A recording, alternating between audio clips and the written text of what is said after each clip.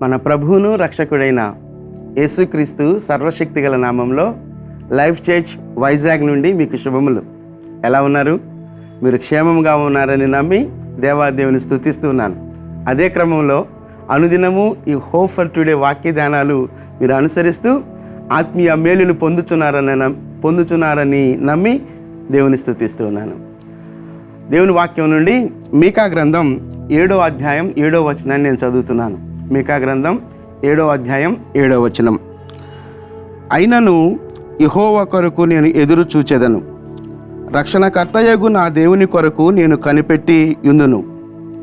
నా దేవుడు నా ప్రార్థన ఆలకించును. నా దేవుడు నా ప్రార్థన ఆలకించును. ఆ ముందు వచనాలు కనుక మనం చూస్తే ఎలాంటి సామాజికమైనటువంటి స్థితిలో ఉన్నాడో మీకా, ఆ పరిస్థితులన్నీ మనం చూడవచ్చు. కుటుంబ వ్యవస్థ, లేకపోతే స్నేహ సంబంధాలు, లేకపోతే అధికారులు, చాలా భయంకరమైనటువంటి భ్రష్టత్వం కలిగినటువంటి స్థితి కనిపిస్తూ ఉంది. అలాంటి పరిస్థితుల నడుమ మీకా ప్రార్థన చేస్తున్నాడు. అయినను అనే మాటతో వచనాన్ని స్టార్ట్ చేశాడు. అలాంటి పరిస్థితులు ఉన్నప్పటికీ నేను దేవుని కొరకు కనిపెట్టుకొని యుందును. నేను మరలా చదువుతున్నాను ఆ వచనాన్ని.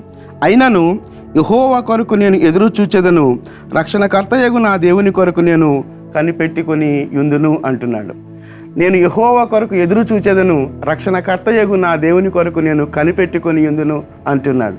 అంటూనే అంతటితో విడిచిపెట్టలేదు, కానీ నా దేవుడు చాలా ఓన్ చేసుకుంటున్నాడు. అక్కడ నా దేవుడు నా ప్రార్థన ఆలకించును అంటున్నాడు. మీకు అభ్యంతరం లేకపోతే మీరు ఎక్కడున్నప్పటికీ నాతో కలిసి ఈ మాట చెప్పగలరా? నా దేవుడు నా ప్రార్థన ఆలకించును.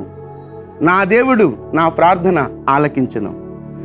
చాలా నిస్సహాయ, చాలా వ్యతిరేకత, చాలా భయంకరమైనటువంటి పరిస్థితుల నడుమ నేను కనిపెట్టుకుంటున్నాను, నీ కొరకు ఎదురు చూస్తున్నాను అని చెప్పడం మాత్రమే కాదు, కానీ ఈ పరిస్థితుల నడుమ నాకు ఒక నిరీక్షణ ఉంది.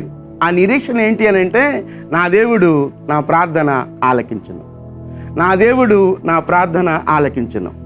ఈ సమయంలో నీవే స్థితిలో ఉన్నావో, ఎలాంటి పరిస్థితుల నడుమ నీవు ఉంటూ వస్తూ ఉన్నావో, లేకపోతే ఎలాంటి పరిస్థితులు నిన్ను చుట్టుకొని ఉన్నావో, ఆ పరిస్థితుల నడుమ నీకు నిరీక్షణ లేనటువంటి పరిస్థితి కలిగి ఉన్నట్లయితే, లేకపోతే ఒక ఆశ లేనటువంటి భవిష్యత్తు నీకు అనిపిస్తున్నట్లయితే, ఆ పరిస్థితులన్నిటి నడుమ దేవుడు నీకు ఇస్తున్నటువంటి ఒక నిరీక్షణతో కూడినటువంటి ఆలోచన ఏంటి అని అంటే, నీ ప్రార్థన నేను ఆలకిస్తాను.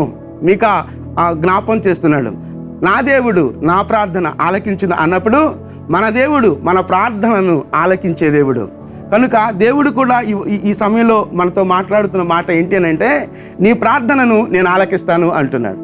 కనుక ఏ స్థితిలో నీవు ఉన్నప్పటికీ, ఎలాంటి పరిస్థితుల నడుమ నీవు అణిచివేయబడిన పరిస్థితిలో ఉన్నప్పటికీ, లేచి దేవుని వైపు చూస్తూ, దేవుని మీద ఆధారపడుతూ, దేవుని కొరకు నువ్వు కనిపెట్టినట్లయితే, నా రక్షణకర్త కొరకు, నా రక్షణకర్త అయిన మాట నేను చదువుతున్నాను.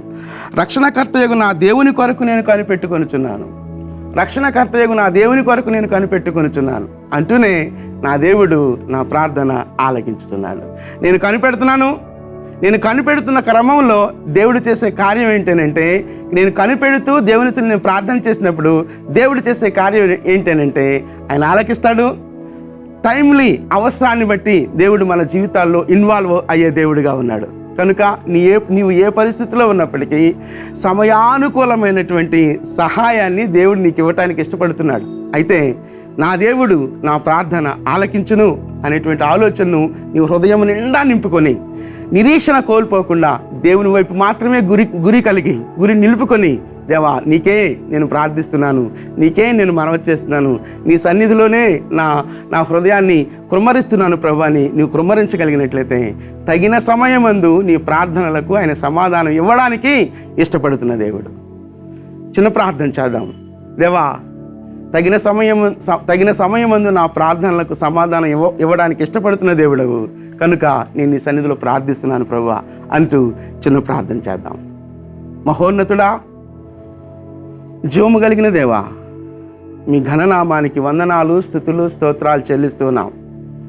మా చుట్టూ ఎలాంటి పరిస్థితులు ఉన్నప్పటికీ, ఆ పరిస్థితులు మమ్మలను అణచివేస్తున్నప్పటికీ, ఆ పరిస్థితుల నడుమ లేచి నిలవబడి మీ కొరకు ఎదురు చూచే కృప, మీ కొరకు కనిపెట్టుకొనగలిగే కృప మాకు అనుగ్రహిస్తున్నారు ప్రభు, మీకు స్తోత్రాలు. అటు రీతిగా మీ సన్నిధులు మేము ప్రార్థించినప్పుడు నా దేవా, మా ప్రార్థనలకు సమాధానం ఇవ్వడానికి ఇష్టపడుతున్న దేవుడు కనుక మీ కృపా హస్తాల్లోనికి మమ్మల్ని మేముగా సమర్పించుకుంటూ సమస్త ఘనత, మహిమ, ప్రభావాలు మీరొక్కరే పొందుకోమని యేసుక్రీస్తు అతి శ్రేష్టమైన నామంలో ప్రార్థించి వేడుకొనుచున్నాం తండ్రి. ఆమేన్, ఆమేన్. నా దేవుడు నా ప్రార్థన ఆలకించును. మన ప్రార్థన ఆలకించు దేవుడు సదా మనకు తోడై ఉండునుగాక. ఆమేన్.